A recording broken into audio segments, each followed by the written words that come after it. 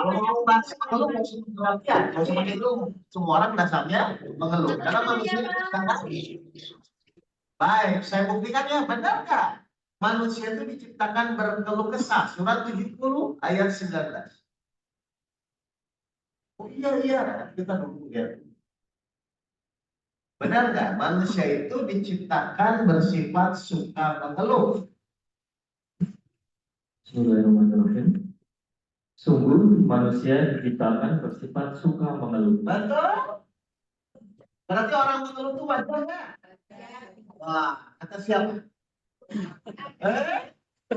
Belum selesai. Belum selesai.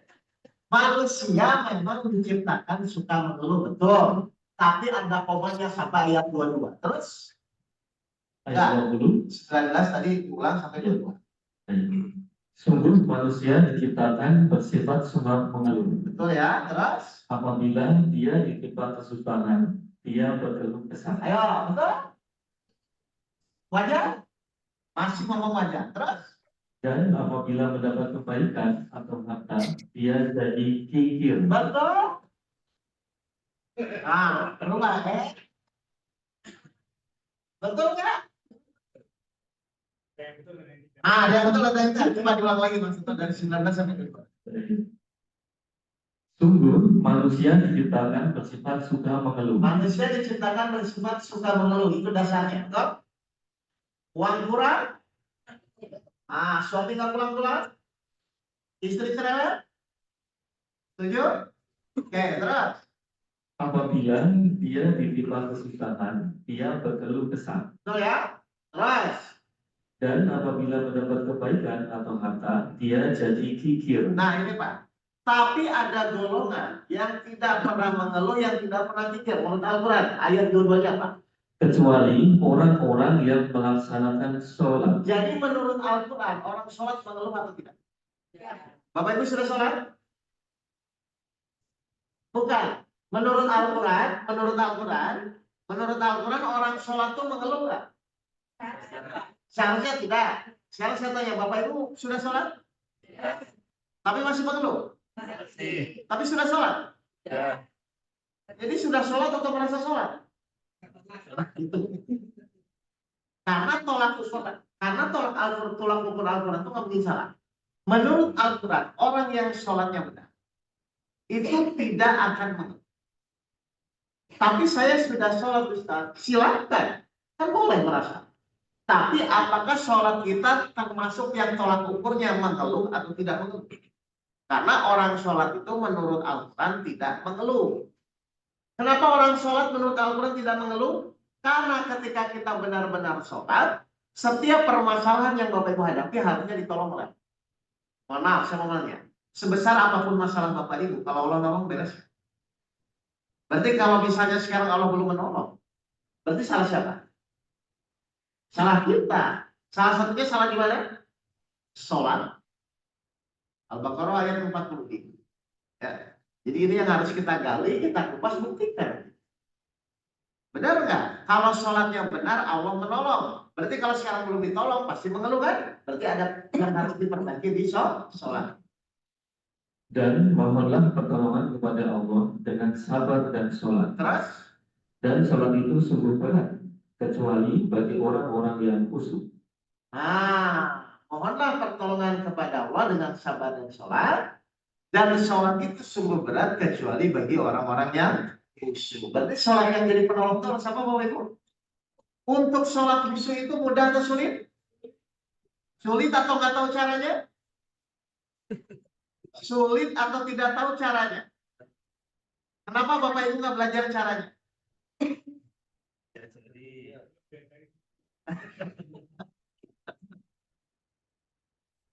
Jadi langkah yang pertama kalau Bapak Ibu ingin bahagia apa? Perbaiki sholat. Yang tadinya tidak khusyuk menjadi khusyuk. Sulit kalau tidak tahu caranya. Mudah kalau tahu caranya. Sekarang tinggal saya mau tanya. Bapak Ibu ingin nggak diajari caranya? Ingin sekali. Langsung dipraktekkan dan dibuktikan. Saya ulang ya. Saya ulang ya. teori apapun akan bermanfaat kalau Bapak Ibu bisa praktekkan. Setelah dipraktekkan lalu dibuktikan. Betul atau tidak? Nanti belum.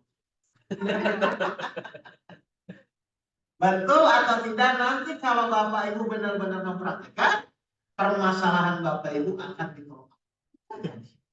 Karena Allah pun senang ketika Bapak Ibu belajar ilmu itu dibuktikan. Supaya apa? Semakin yakin kepada ayat-ayat Allah. Ya. Makanya awas Bapak Ibu, kita buka surat Al-Baqarah ayat 2. Ya, jadi ilmu apapun itu Bapak Ibu langsung praktekkan, nanti dirasakan. Kitab Al-Quran ini tidak ada keraguan padanya, petunjuk bagi mereka yang bertakwa. Zalikal kitabul la raiba. Kitab Al-Quran ini tidak ada keraguan. Tidak ada keraguan ini apa maksudnya Bapak Ibu? Tidak ada keraguan apa? Pasti. Berarti kalau Bapak Ibu sholatnya sudah khusyuk pasti ditolong. Kalau sekarang belum ditolong-tolong, ya sudah. Jadi kalau misalnya Bapak Ibu punya masalah apapun, lalu Bapak Ibu perbaiki sholatnya, insya Allah harusnya minimal ada pertolongan. Minimal hatinya dibuat tenang. Ya, jadi kita akan buktikan. Kalau sholat kita baik sesuai hadis Rasul, betul nggak? Semua amal perbuatan akan jadi baik. Kalau sholat kita baik menurut Al-Baqarah 45, benar nggak akan ditolong oleh Allah? Jadi pertanyaan saya, sebesar apapun masalah Bapak Ibu, kalau Allah menolong Bapak Ibu beres atau tidak? Berarti diperbaikinya apa? Ikhtiarnya dulu atau sholatnya dulu? Sholat memperbaiki ikhtiar kita. Ya. Jadi yang benar itu masalah mempengaruhi sholat atau sholat mempengaruhi masalah? Yang benar itu masalah mempengaruhi sholat atau sholat mempengaruhi masalah? Selama ini Bapak Ibu sholat mempengaruhi masalah atau masalah mempengaruhi sholat? Jadi pas sholat mikirin masalah. Padahal sholatnya baik, semua amal perbuatan akan menjadi baik. Masalah yang jadi sulit pasti akan jadi mudah dengan sholat yang baik. Setuju, Bapak Ibu? Baik, berarti kita akan buktikan 17 hari ke depan. Semakin baik sholat Bapak Ibu, kita lihat benar nggak akan menurunkan kemudahan-kemudahan yang Bapak Ibu mungkin tidak akan sangka. Jadi mudah begini, gara-gara dari diperbaiki dari sholat. Baik, saya mau bertanya sekarang. Sholat yang baik itu pikirannya fokus atau jalan-jalan? Bapak Ibu selama ini ketika sholat pikirannya fokus atau jalan-jalan? Nggak usah disampaikan. Saya kayaknya udah pergi. Ya, berarti Bapak Ibu sekarang mengalami kesulitan ya? Oke. Sekarang pertanyaan kedua. Berarti yang harus diperbaiki adalah metodologi bagaimana cara dipraktekkan. Jadi saya buat mungkin 5 menit, 10 menit Bapak Ibu praktekkan langsung ya. Bagi yang sudah, mengulang dulu ya. Karena ini kan campur yang baru yang belum diikutkan. Baik, ini. Menurut Bapak Ibu, ini metodenya sederhana. Menurut Bapak Ibu, kira-kira sholat yang benar itu jasmani dan rohani? Atau jasmani dan pikiran? Jasmani dan rohani. Bapak Ibu selama ini ketika sholat jasmani dan rohani atau jasmani dan pikiran? Dari kapan sholat begitu? Terus? Ya, nggak apa-apa. Pertanyaan saya kepada Bapak Ibu ya, pertanyaannya. Bapak Ibu selama ini kan jasmani dan pikiran. Terus rohaninya kemana? Jalan-jalan. Ke pasar Ketia. Oke, berarti sholat yang benar itu harus jasmani dan rohani. Bagaimana caranya agar jasmani dan rohani kita sholat? Ternyata caranya itu sederhana, Pak. Ya, caranya sederhana. Bagaimana caranya? Sekarang saya mau bertanya, di dalam sholat itu berapa jenis kegiatan yang dilakukan? 2. Apa aja, Pak? Gerakan dan ucapan. Yang melakukan gerakan siapa? Jasmani. Yang melakukan ucapan? Ruhani, Pak. Bagaimana ruhani mengucapkan? Surat 17 ayat 110. Bagaimana agar ruhani kita mengucapkan dengan benar? Coba yang terima kasih. Ambil dulu.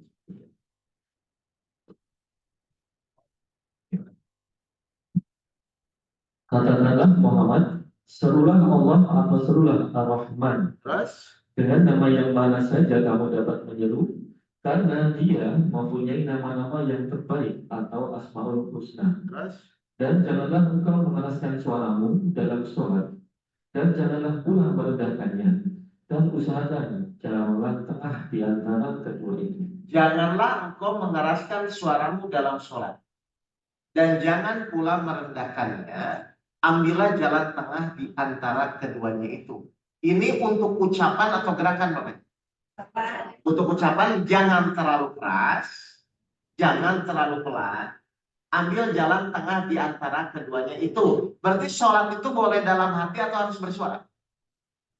Bersuara. Yang bersuara siapa? Ruhani. Jadi rohani kita bersuara, jangan terlalu keras, jangan terlalu pelan, tapi di tengah-tengah atau cukup terdengar di telinga. Pertanyaannya, rohani kalau bersuara nyuruh siapa? Kalau rohani kita ingin bersuara, nyuruh siapa? Mulut. Ya kan? Roh saya ingin bersuara, berarti nyuruh siapa? Mulut. Berarti mulut kita bersuara, didengarkan di mana? Jadi telinga kita fungsinya apa? Mendengarkan apa? Suara. Dari mana? Dari ruh kita, Pak. Ya, boleh keras? Cukup terdengar di telinga. Berarti nanti kita praktekkan langsung ya. Ruh menyampaikan lewat mulut. Dan tolong, Bapak Ibu tolong ya. Telinganya tolong fokus mendengarkan bacaan sendiri dulu. Jangan mikirin arti. Pokoknya telinga Bapak Ibu fokus mendengarkan bacaan dari mulut masing-masing ya. Terakhir, mata boleh merem? Kenapa? Karena suhunya iya. Karena jasmani akan menjadi saksi, ruhani akan menjadi terdakwa, Pak. Jadi nanti ini semua akan ditanya. Jadi mata melihat titik sujud ya. Perhatikan dulu. Yang terakhir, boleh tergesa-gesa atau harus tumanina? Surat 20 ayat 130. Ya. Jadi semua ada dasarnya, lalu kita buktikan. Nanti Bapak Ibu jalan-jalan nggak pikirnya kan gitu aja ya. 20 surat Toha ayat 130. Baru kita masuk ke judulnya, nanti Allah terus-menerus mengurus manusia. Kalau sholatnya sudah baik. Dan Ya. dan perintahkanlah keluargamu melaksanakan sholat. Dan perintahkanlah keluargamu melaksanakan sholat, dan sabar dalam mengerjakannya. Berarti dan sabar dalam mengerjakannya. Berarti sholat itu harus tumanina atau tergesa-gesa? Kenapa harus tumanina? Agar ruh kita sholat. Kalau tergesa-gesa yang sholat namanya berarti nafsunya. Ya, perhatikan. Bapak Ibu nanti langsung praktek ya. Ruh saya mau sholat. Saya mau menyampaikan misalnya anggaplah surat Al-Fatihah. Berarti tenang, tidak tergesa-gesa. Dari mulut, sampaikan ke sini. Lalu telinganya fokus mendengarkan bacaan sendiri dulu ya. Telinganya fokus mendengarkan bacaan sendiri. Perhatikan. Saya mau baca Bismillah. Berarti harus pelan-pelan ya. Yang pertama atau yang kedua? Coba perhatikan. Yang pertama saya bilang Bismillahirrahmanirrahim. Atau yang kedua Bismillahirrahmanirrahim. Yang pertama atau yang kedua, Pak? Menurut standar dan sabarlah dalam mengerjakannya. Berarti Bapak Ibu dengarkan ya kalimatnya ya. Bismillahirrahmanirrahim. Dengarkan. Cukup dengarkan telinganya. Matanya melihat titik sujud. Oke ya? Kita buktikan ya. Nanti jalan-jalan atau tidak. Kalau tidak, praktekkan tuh. Siap ya? Perhatikan. Kita mulai bisa? Oke. Ayat pertama ya. Bapak Ibu matanya melihat. Telinganya masing-masing mendengarkan bacaan masing-masing. Kalimatnya tenang. Harus nyaman ya. Itu ya. Siap ya? Perhatikan. Siap. Matanya melihat. 1, 2, 3. Silakan sampaikan satu ayat dulu. Tenang. Telinganya fokus mendengarkan. Silakan. Jalan-jalan ya? Nah, bisa ya? Coba yang kedua. Tenang yang kedua. Alhamdulillah. Alhamdulillah. Sambil mendengarkan, Pak. Sambil membaca masing-masing. Siapa? 1, 2, 3. Silakan. Jalan-jalan ya? Nah itu bisa. Coba sekarang Bapak Ibu baca surat Al-Ikhlas ya, 4 ayat. Tapi sama ya Pak, telinganya fokus mendengarkan bacaan sendiri ya. Tenang, nggak usah tergesa-gesa. Makanya, Bu, nah, gitu ya. Dengarkan ya telinganya ya. Siap, baca Al-Ikhlas ya. Tenang ya. 1, 2, 3. Silakan baca surat Al-Ikhlas 4 ayat. Tenang, telinganya fokus mendengarkan bacaan masing-masing.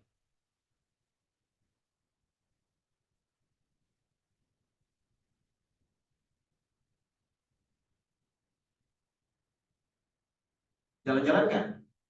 Nah itu bisa. Bisa ya. Nah, ayo, saya jelaskan ya Pak ya. Kenapa jadi tidak jalan-jalan? Karena fokus Bapak Ibu saya geser. Yang tadinya di pikiran, digeser ke rohani, yaitu kita ingat. Selama ini kan Bapak Ibu fokusnya jasmani dan pikiran. Bukan jasmani dan rohani Pak. Jadi kalau rohani ingin sholat, fokusnya di telinga. Oke, satu lagi ya. Baca Al-Fatihah sama ya. Al-Fatihah, telinganya fokus mendengarkan. Siap ya? Siap. Jadi sholat yang jadi penolong itu begini. Siap ya? Baik, kita baca Al-Fatihah. Tenang, nggak usah mikirin terburu-buru ya 7 ayatnya ya. Telinganya fokus mendengarkan. Ya. 1, 2, 3. Silakan sampaikan Al-Fatihah. Telinganya fokus mendengarkan. Silakan.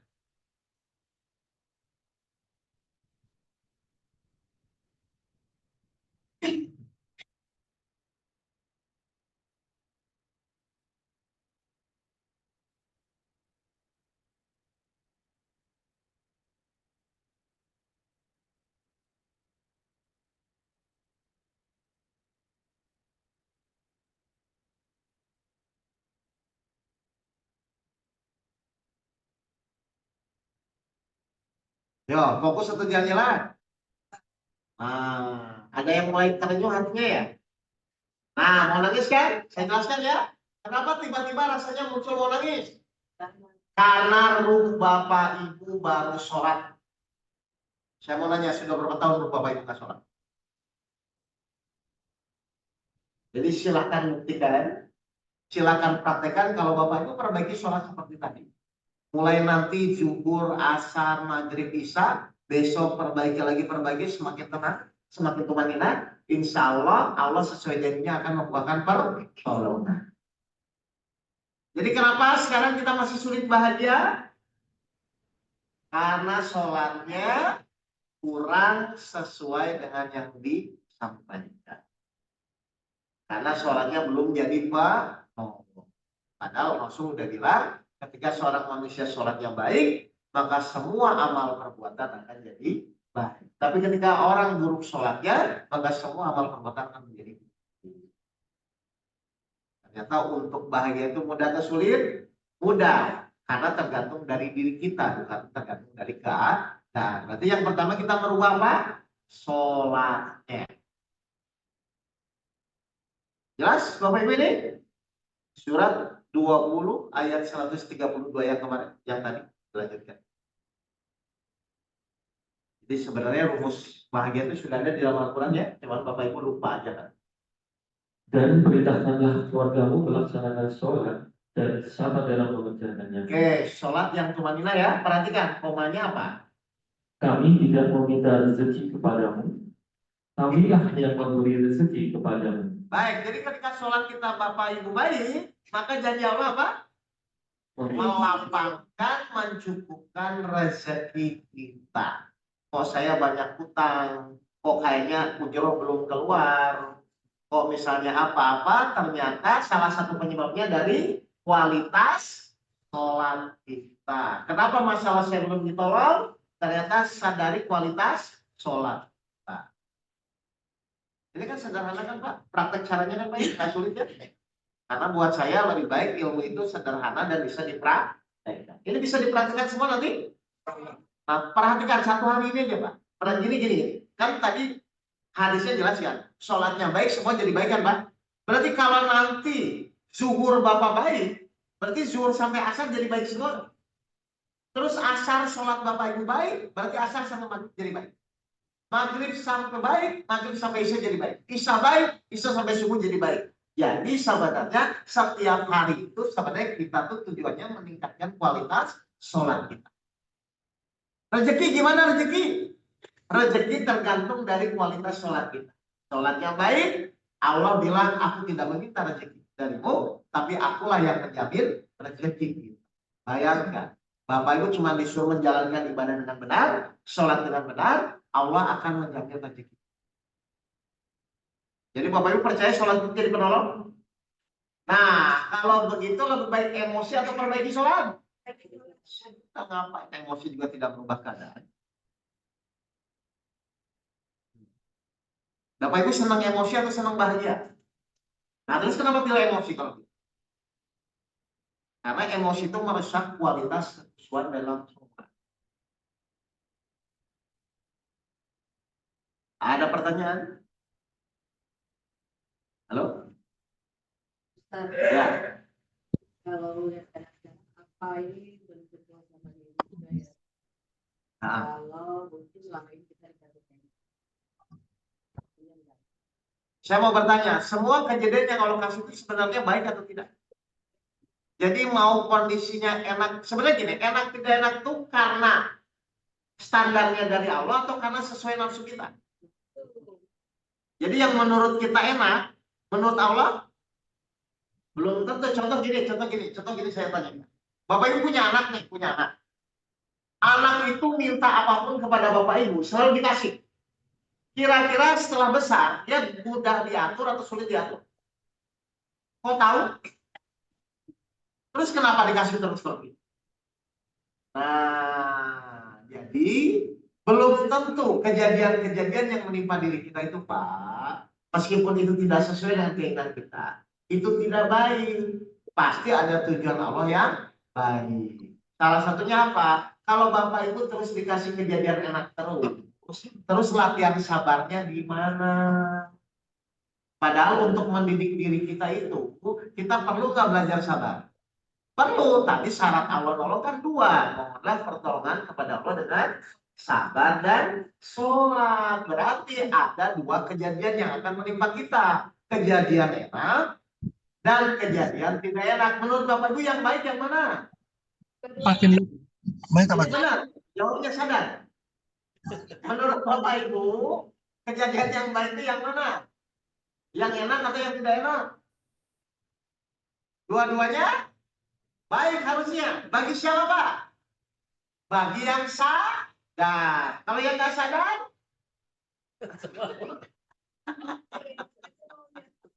nah, bagi yang nggak sadar ya pokoknya yang enak saja.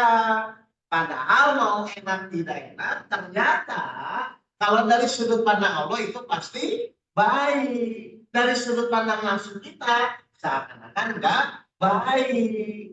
Anjung sama di sini lebih baik mana? apa jawab? Kalau sama apa? Menurut Bapak hotel anjung sama di sini lebih baik mana? Nah, Ruman. coba kita buka surat Al-Baqarah ayat 206. Jadi begitu aja sih Bapak. Kehidupan itu cuma begitu aja. Kalau Bapak Ibu menyadari. Mau enak, mau gak enak juga tetap nggak bisa ditolak. Al-Baqarah 216. Ya, ini namanya kajian kehidupan itu begini apa ya? Saya bahas dulu. Diwajibkan atas kamu berperang, Terus? padahal itu tidak menyenangkan bagimu. Nah, kenapa nggak enak kan berperang kan? Kalau bisa mending jalan-jalan kan? Ayo Ibu pilih berperang atau jalan-jalan? Nah, terus?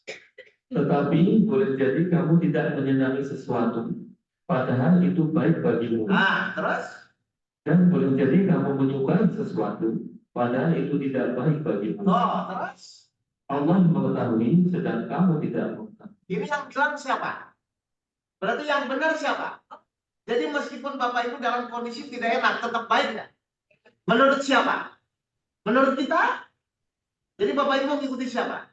Ya sudah kalau begitu. Iya. Kalau ingin bahagia. Loh, tapi kan Ustadz silakan. Protes itu boleh nggak? Yang penting bahagia. Ada nggak orang protes bahagia? Hah? Protes bahagia ada? Gimana ceritanya itu? Orang protes itu, orang bahagia itu adalah saat menerima dan ridho terhadap ketetapan Allah. Pasti dia diberikan kembali. Bapak Ibu protes nanti turun. Ya sudah lah. Kan begitu biasanya.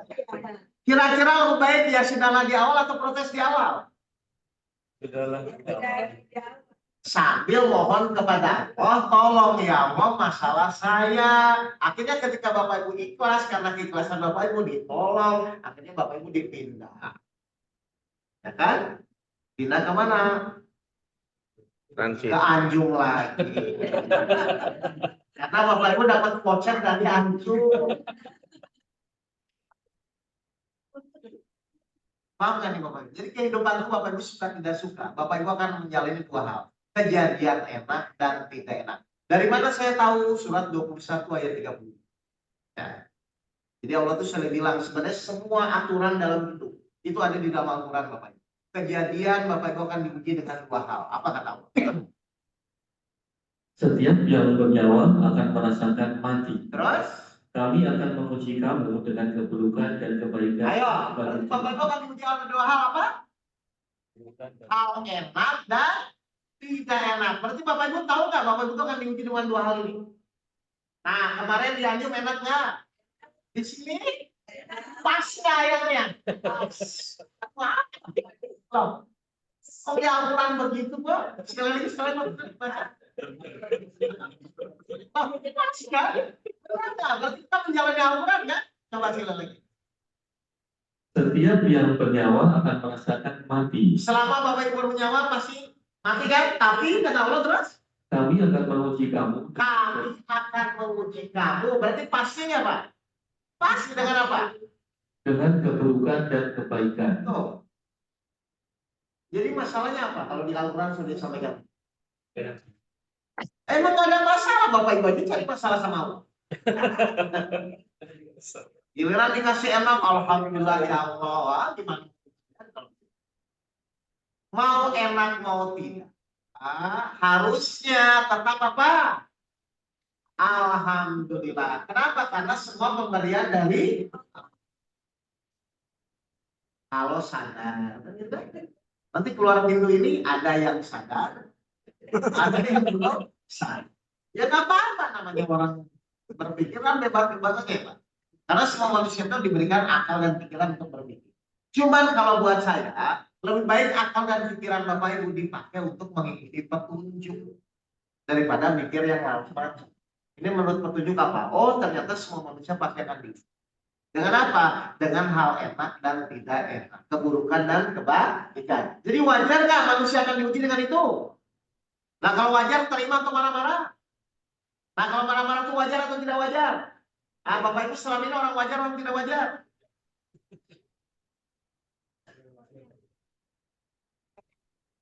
Iya.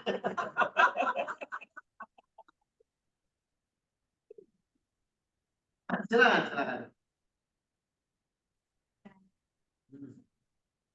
Iya.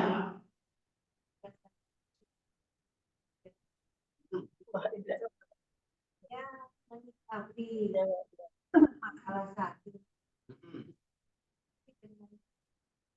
tetap berusaha Tuh. sholat, Ya. berusaha sholat. Mana saat kita sholat kita merasakan badan sambil baca Al-Fatihah. Ya. Nah. Dan saat akhir ya Allah sembuhkan bisa dalam Ya. badan kita. Betul. Bagus. Itu aja. Baik. Pertanyaan saya bagus ini. Memang ada pilihan. Saat ini, ya saat ini memang ada pilihan. Tapi sebenarnya bukan ada pilihan ya Ustaz. Enggak saat ini. Ya kita bisa memilih. Memilih apa? Saya. Ke Anjung. Ya mungkin kita bisa. Oke. Terus gini, bagus. Jadi gini Bapak Ibu ya. Kata kuncinya cuma satu. Ketika kita berdoa, betul nggak kita ingin dikabulkan? Allah ngasih syarat nggak doa kita harus kalau ingin dikabulkan? Pasti ngasih syarat. Tuh, syaratnya apa? Syaratnya apa kalau doa kita ingin dikabulkan? Baik, syaratnya adalah sholat dan sabar. Sabar itu menerima atau menolak? Itu penerimaan. Setelah menerima, silakan Bapak Ibu berdoa, ya Allah, tolong sehatkan badan saya. Kalau Allah kabulkan, sehatnya dalam kondisi apapun. Jadi gini ya Bapak Ibu ya, hidup ini terdiri dari dua hal, ada jasmani, ada ruhani. Ya, Bapak Ibu pernah nggak lihat orang bahagia dalam kondisi apapun? Pernah? Misalnya tukang asongan, tukang apa, kan itu bahagia. Kalau yang kaya nggak usah tanya ya, harusnya dia bahagia. Logikanya begitu. Berarti sebenarnya semua tergantung dalam keadaan diri kita. Siapa orang yang paling bahagia? Siapa orang yang paling bahagia? Surat 14 ayat 7.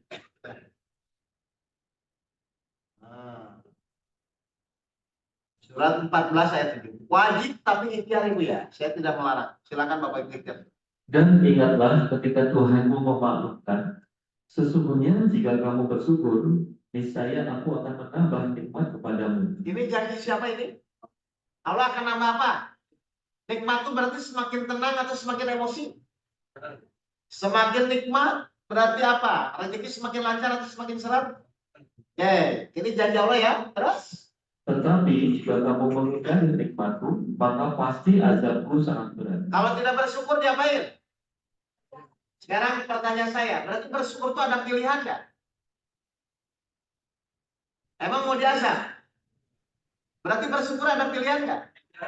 Kenapa? Karena saya tidak mau diazab, maka saya wajib bersyukur.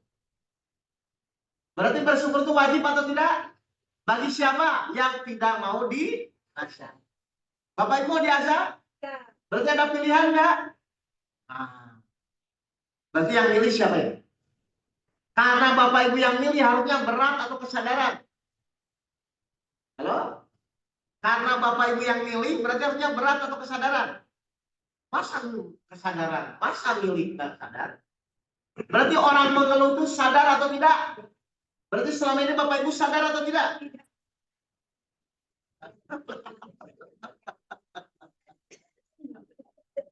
Karena saya ingin ditambah nikmat, dan menurut Al-Quran udahlah, meskipun hati gengel, tetap mulutnya dulu ngomong apa dulu? Alhamdulillah. Dan Allah berjanji apa? Nanti Bapak Ibu buktikan ya, setelah mulut mulai terbiasa mengucapkan Alhamdulillah. Janji Allah apa? Di surat 4 ayat 147. Surat 4 ayat 147. Nanti dibuktikan Bu. Mengeluh tiba-tiba kasurnya keras tapi badannya jadi gitu loh. Katanya jadi sehat kan? Nah, jadi saya surat 4 ayat 147. Allah tidak akan menyiksamu jika kamu bersyukur dan beriman. Apa janji Allah ini? Allah tidak akan menyiksa jika kamu bersyukur dan beriman kepada Allah. Sekarang ayat-ayatnya sudah ada, teorinya sudah ada, berarti tinggal diapain? Dipraktekkan. Kalau dipraktekkan artinya nanti terbukti nggak bahagia. Silakan coba evaluasi ya kita ya, sehari 2 hari. Ustaz, oh saya masih kesal. Apa kita diskusi? Karena selain kajian, mungkin apa? Satu lagi ada session yang kedua apa? Nah, ada curhat ke Ustaz. Jadi ada 2 ini kerjaan saya Pak. Yang satu kajian, yang satu dengerin Bapak Ibu curhat. Kira-kira ngedengerin orang curhat itu bahagia atau menderita?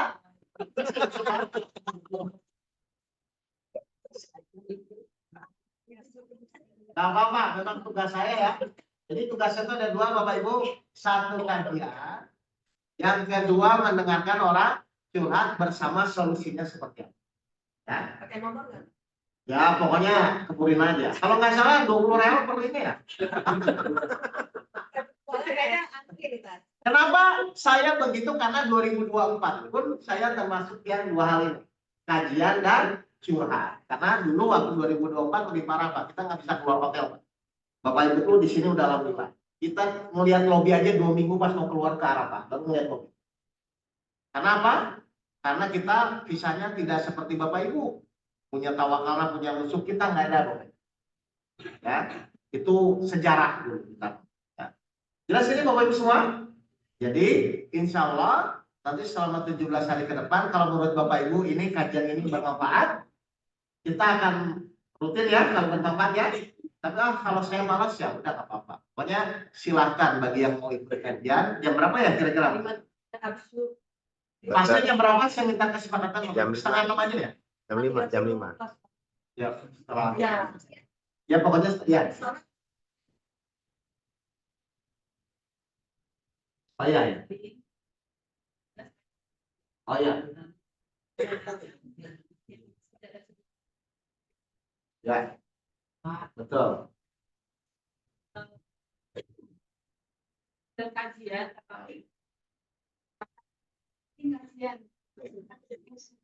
Betul. kayak disalahkan.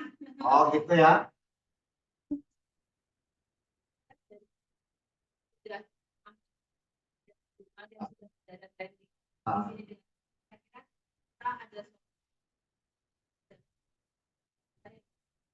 Kita doakan aja. Baik, surat 3 ayat 160. Ya. Gak apa-apa, memang kan orang berpikirnya macam-macam itu memang dinamika kita gitu ya. Kalau orang jadi baik semua, setannya ngapain ya? Jika Allah menolong kamu, Jika Allah menolong kamu, maka tidak ada yang dapat mengalahkan kamu. maka tidak ada yang bisa mengalahkan Bapak Ibu. Tetapi jika Allah membiarkan kamu tidak memberi pertolongan, Tapi kalau Allah tidak memberikan pertolongan, maka siapa yang dapat menolongmu setelah itu? mau ikhtiar jungkir balik pun masalah tasreh Bapak Ibu. Kalau Allah belum menolong, dibuka nggak itu tasreh? Jadi saran saya, silahkan tetap ikhtiar. Usahakan tasreh selalu keluar. Tapi ingat tujuannya, ujung-ujungnya tasreh keluar itu bukan karena ikhtiar kita, tapi karena hanya dengan pertolongan Allah. Berarti ikhtiarnya bagaimana? Silakan ikhtiar yang sampai ikhtiar itu memunculkan pertolongan Allah. Jadi jangan ikhtiar tuh, wah pokoknya harus loh. Silakan. Tapi kata kuncinya, semua yang Bapak Ibu inginkan, kalau Allah tidak menolong tidak akan selesai. Berarti ikhtiarlah ke arah bagaimana Allah menolong. Allah menolong itu kepada yang mengeluh atau kepada yang bersabar. Bapak Ibu kalau ingin ditolong Allah adalah bersabar, betul? Sekarang Bapak Ibu ketika dikasih masalah, biasanya mengeluh atau bersabar? Mengeluh tapi ingin ditolong. Nah ini kan gak nyambung polanya. Jadi silahkan Bapak Ibu ikhtiar. Tapi ikhtiarnya itu ke arah pertolongan Allah, Pak. Bukan ikhtiar, pokoknya harus keluar. Ya siapa sih yang nggak mau keluar? Semua juga tak sering keluar. Tapi kalau Allah belum menolong, karena kata kuncinya di Allah, bukan di kita. Kan kita cuma ikhtiar. Ayo, ada nggak rencana tiba-tiba begini? Pesawat kemarin delay, saya mau naik kereta, tiba-tiba balik lagi. Kan begitu kan? Ternyata semua tetap Allah yang mengatur. Kenapa Allah tujuannya begitu? Menguji siapa yang paling taat. Surat 76 ayat 2. Ya. Jadi ini bukan masalah butuh kajian atau tidak. Ini masalahnya Allah mau menolong atau tidak. Kan itu sebenarnya poin. Silakan 76 ayat. Sungguh kami telah menciptakan manusia dari setetes mani yang bercampur yang kami hendak mengujinya. Yang Allah akan hendak mengujinya. Perhatikan, tujuan Allah menguji apa? Menyelesaikan atau taat kepada Allah. Terus? Karena itu kami jadikan Sungguh kami telah menciptakan manusia dari setetes mani yang bercampur yang kami hendak mengujinya dengan perintah dan larangan. Jadi tujuan Allah menguji agar Bapak Ibu menyelesaikan atau agar Bapak Ibu taat kepada Allah. Bapak Ibu selama ini ketika diuji ikhtiar tujuannya taat atau ingin menyelesaikan. Jadi bukan yang ya diterima dulu kejadiannya. Sebagai bentuk wujud ketaatan Bapak Ibu kepada Allah, setelah itu berdoa, ya Allah tolong keluarkan tasreh saya, tapi dalam kondisi taat, pasti keluar. Kenapa saya bilang pasti? Karena Allah maha menepati janjinya. Tapi kalau kesal-kesal, emosi-emosi, silahkan buktikan, makin sulit keluar. Jadi ternyata semua ujian yang Bapak Ibu hadapi, Allah itu cuma menguji akhlak kita, bukan kemampuan kita.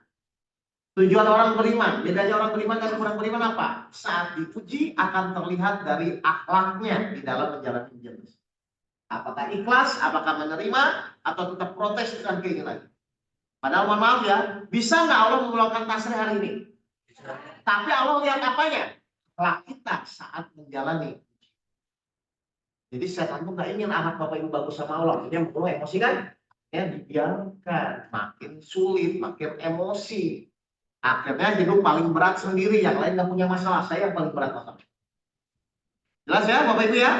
Jadi silahkan bapak ibu berikhtiar, ya silahkan mengajukan apapun. Tapi kata kuncinya apa?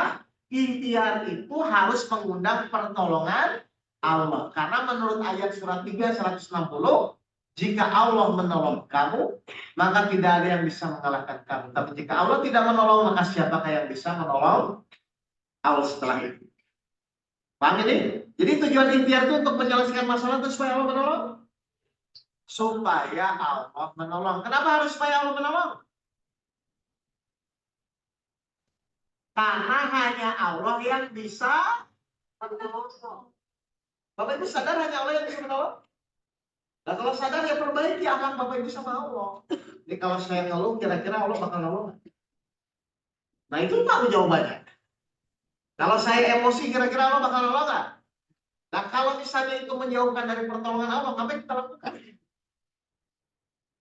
Paham Bapak Ibu ini? Ya. Berarti apa yang pertama kita lakukan ketika hal ini tidak sesuai dengan keinginan kita? Alhamdulillah. Setelah itu mohon ya Allah, tolong tasrihnya keluarkan. Pasti Allah kabulkan. Buktikan. Ya. Karena Allah pasti akan menolong kepada yang bersyukur atau yang mengeluh. Pasti bersyukur. Bapak Ibu senangnya bersyukur atau mengeluh?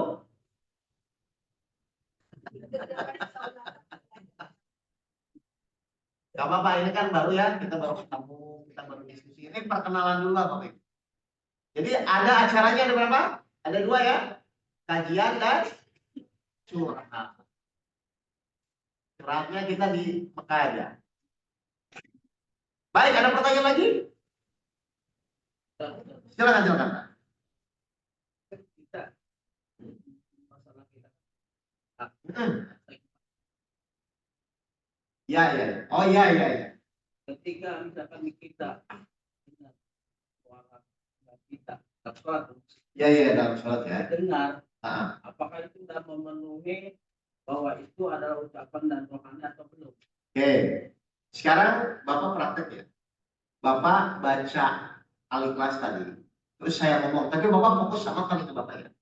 Coba Bapak baca surat Al-Ikhlas, ini saya mau ngomong. Tapi Bapak baca silakan. Tenang. Nah, biar Bapak bisa tahu. Ini saya akan ngomong, tapi Bapak fokus mendengarkan bacaan Bapak sendiri ya. Coba, kedengeran kan nanti saya ngomong apa? Bisa nggak? Siap ya? Kita mulai ya. Pokoknya Bapak dengar telinga Bapak masing-masing. Bacaan Bapak masing-masing. 1, 2, 3. Silakan. Bapak fokus. Baik, jadi Bapak Ibu nanti insya Allah besok kita akan mulai lagi kajian jam 5.30. Pak, saya ngomong apa Pak? Nah, Pak, saya ngomong apa? Nggak kedengar kan? Itu maksud saya. Jadi sholat itu ketika kita sudah fokus dengan bacaan sendiri. Saya ngomong pakai mikirnya nggak kedengar.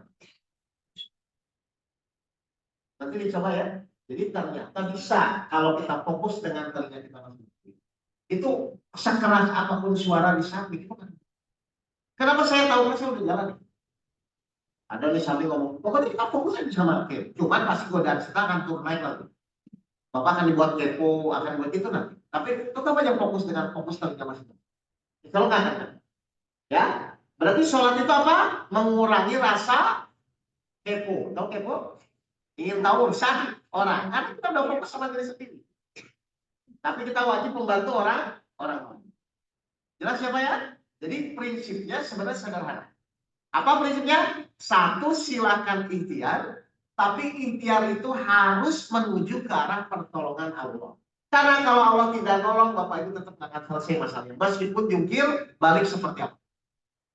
Kira-kira Allah menolong kepada yang bersyukur atau mengeluh? Yang menerima yang emosi dulu. Setelah menerima silakan berdoa. maka minta apapun yang Bapak Ibu inginkan. Allah tuh nyuruh nggak kita minta?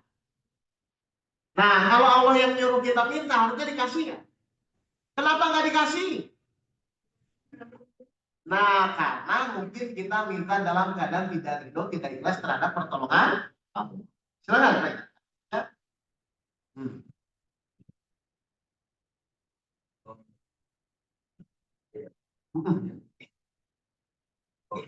Semua kondisi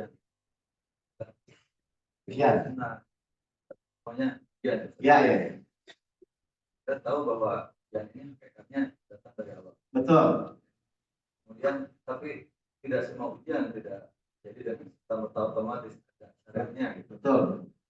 Bahwa ada bahan termasuk kita sekarang semuanya untuk panggilan kemudian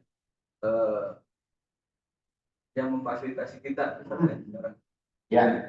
datang kita untuk Ngaji. jalan. Ya. Namun ada kalanya kondisi-kondisi tertentu bahkan menjadi memberikan bahan ujian juga ke kita, bahan Ya. kesabaran juga. Baik. Dalam hal ini kalau secara tidak langsung berikan ujian melalui apa namanya, contoh melalui lain atau melalui makhluknya juga yang lain. Diterangkan tadi bahwa kita yang sedang diuji harus seperti yang terangkan.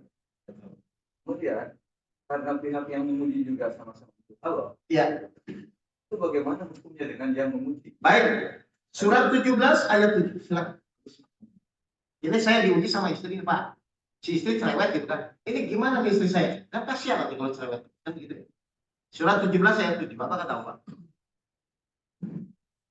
Jika kamu berbuat baik, berarti kamu berbuat baik untuk dirimu sendiri. Apa kata Allah? Kalau Bapak Ibu berbuat baik berarti buat siapa, Pak? Bukan untuk orang lain. Terus? Dan jika kamu berbuat jahat, maka kerugian kejahatan itu untuk dirimu sendiri. Berarti rugi nggak dia? Tenang saja. Hukum Allah itu pasti akan terjadi. Tinggal pertanyaan saya, Bapak Ibu beriman nggak kepada Allah? Kalau beriman meyakini nggak bahwa hukum Allah pasti terjadi? Ketika orang itu melakukan kezaliman, maka akan terjadi kezaliman. Ketika orang itu melakukan kebaikan, maka akan terjadi kebaikan. Itu Allah yang namanya Maha Adil atau Maha Mengatur. Percaya nggak Allah Maha Mengatur segala urusan? Tinggal pertanyaannya, ada yang mau diatur, ada yang tidak mau diatur. Berarti ketika Bapak Ibu ingin diatur sama Allah, apa yang dilakukan? Menerima dulu, tetap berikhtiar dan berdoa sesuai dengan apa yang Allah inginkan. Berarti kita ikhtiar itu untuk menentukan hasil atau untuk beribadah kepada Allah? Tak dulu, coba. Bapak Ibu selama ini ikhtiar itu untuk menentukan hasil atau untuk beribadah kepada Allah? Kok saya curiga ya jawabannya? Bapak Ibu selama ini ikhtiar untuk menentukan hasil atau untuk beribadah kepada Allah? Coba. Padahal saya buktikan ya. Kalau Bapak Ibu niatnya beribadah itu bukan sholat saja. Beribadah itu segala kegiatan yang dilakukan, yang diniatkan hanya mewujudkan keinginan Allah. Saya ulang ya. Ibadah itu apa? Segala kegiatan yang dilakukan, yang diniatkan semua hanya karena Allah ya. Baik. Jadi Bapak Ibu itu ikhtiar untuk menentukan hasil atau untuk beribadah. Benar. Kalau memang niat Bapak Ibu untuk beribadah, lihat Allah jamin apa? 51 ayat 56 57. Ya. Jadi sebenarnya kalau Bapak Ibu sesuai dengan apa aturan yang Al-Quran sampaikan, harusnya hukum berlaku, Pak. 51 ayat 56 57. Aku tidak menciptakan jin dan manusia, melainkan agar mereka beribadah kepadaku. Perintah Allah kepada kita apa? Hanya beribadah. Satu-satunya ya, ibadah itu apa? Segala kegiatan yang diniatkan karena Allah. Paham? Kalau Bapak Ibu beribadah dengan benar, apa 57-nya yang Allah janjikan? Aku tidak menghendaki rezeki sedikit pun dari mereka, dan aku tidak menghendaki agar mereka memberi makan kepada. Berarti kalau Bapak Ibu beribadah dengan benar apa? Rezekinya dimudahkan. Rezeki itu apa? Solusi permasalahan, jalan keluar, ketenangan hati itu rezeki. Dan Allah jamin kepada siapa? Orang-orang yang beribadah kepada Allah. Ibadah itu apa tadi? Melakukan apapun yang diniatkan hanya Karena Allah. Kalau karena Allah ada nggak orang kecewa? Kalau karena Allah ada nggak orang sakit hati? Nah, ketika Bapak Ibu memperbaiki itu, maka janji Allah akan terwujud. Masalah akan dimudah. Jadi ikhtiar itu untuk menentukan hasil atau untuk beribadah? Kenapa nggak menentukan hasil? Karena hasil urusan Allah. Kalau hasil urusan Allah boleh nggak ikut campur? Terus selama ini Bapak Ibu kecewa pusing gara-gara mikirin apa? Hasil urusan siapa? Kenapa ikut-ikutan?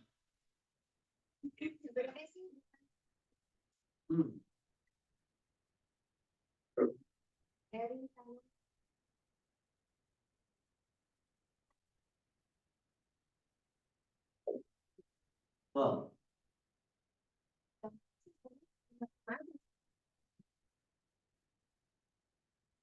Ada permohonan maaf ya. Betul. 42 ayat 43. Silakan. Ya, surat 42 ayat 43. Apa kata Allah? Tetapi barang siapa yang bersabar dan memaafkan, sungguh yang demikian itu termasuk perbuatan yang mulia. Baik, Bapak Ibu ingin mulia nggak? Memaafkan atau dimaafkan? Berat atau ringan?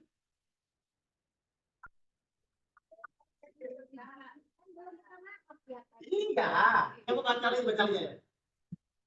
Tetapi barang siapa bersabar dan memaafkan, sungguh yang demikian itu termasuk perbuatan yang mulia. Siapa? Di hadapan siapa? Di hadapan? Di hadapan Allah atau di hadapan Tanur? Lebih penting mana? Tanur atau Allah? Jadi sadar jawabnya. Saya ulang ya, tapi tetap silakan. Sesuai komitmennya nggak apa-apa. Memang harus begitu. Karena memang harus saling mengingatkan. Tapi niat mengingatkan kesel atau ibadah? Biar, kesel. Iya. Apa-apa kan saya bilang nggak apa-apa. Karena dasarnya manusia itu memang perlu ditingkatkan. Betul, Bu? Tapi ingat ya, target utama kita apa? Haji mabrur. Haji mabrur itu apa? Al-Baqarah 190. Nah, gue harus tahu ini. Kalau nggak nanti emosi terus. Saya juga emosi sebenarnya. Tapi lapar kalau saya. Ini udah makan belum? Jam berapa? Oh belum ya? Banyak. Tambah sabar lagi ya.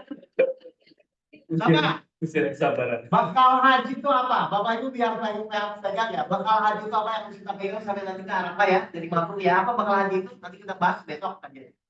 Silakan. Musim haji itu pada bulan-bulan yang telah dimaklumi. Barang siapa mengerjakan ibadah haji dalam bulan-bulan itu, maka janganlah dia berkata jorok, berbuat maksiat, dan bertengkar dalam melakukan ibadah haji. Hati-hati ya, Bapak Ibu ya. Setan inginnya Bapak Ibu tak mabrur ya. Maka dibuat seperti ini, maka dengan situasi dan kondisi. Terus? Segala yang baik yang kamu kerjakan, Allah mengetahuinya. Terus? Bawalah bekal, karena sesungguhnya sebaik-baik bekal adalah takwa. Nah, awas ya, bukan real, bukan rupiah, tapi apa? Awas, hati-hati. Tujuan kita adalah haji yang mabrur. Haji mabrur adalah bertakwa. Berarti apa? Hati-hati. Bertakwa itu apa? Syaratnya? Surat 3 ayat 133 134. Bapak Ibu harus pegang 3 ini. Lakukan ya. Udahlah, protes silahkan berjalan, tapi Bapak Ibu jangan sampai 3 ini hilang. Dan bersegeralah kamu mencari ampunan dari Tuhanmu dan mendapatkan surga yang luasnya seluas langit dan bumi yang disediakan bagi orang-orang yang bertakwa. Orang bertakwa disediakan apa? Surga. Terus apa cirinya 134-nya? Yaitu satu. orang-orang yang berinfak baik di waktu lapang maupun sempit. Berinfak di waktu lapang dan sempit. Yang kedua, dan orang-orang yang menahan amarahnya. Apa? Berarti menahan atau melempar.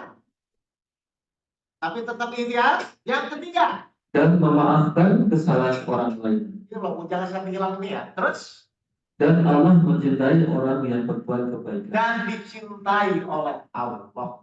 Pilih, mau dicintai Allah atau Tanur? Cintai Allah. Nanti setelah Jakarta baru.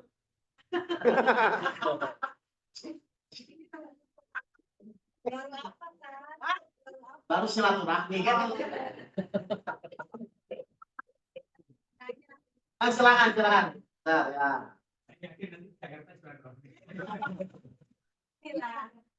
Ya, silakan. Iya.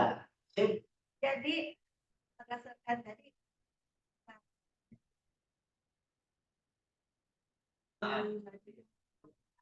Ya. Ya. kalau yang Harus. doa, Ya. Betul. alhamdulillah. Hmm, Sambil kasih ya kan? betul.